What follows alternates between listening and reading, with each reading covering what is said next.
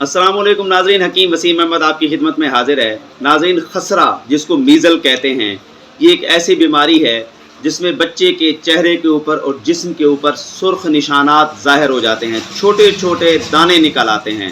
اس کی علامات میں شدید بخار کا ہونا، نزلہ، کھانسی کا ہونا، چھینکوں کا ہونا۔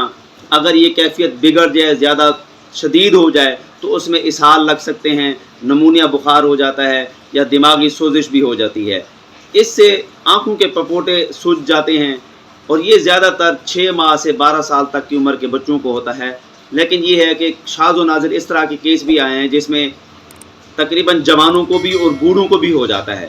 میرے والد محترم حکیم مولانا خلیل اللہ مرحوم رحمۃ اللہ علیہ اپنے دواخانے پہ 2 چیزیں دیا کرتے تھے، اس کا مختصر نسخہ ہے۔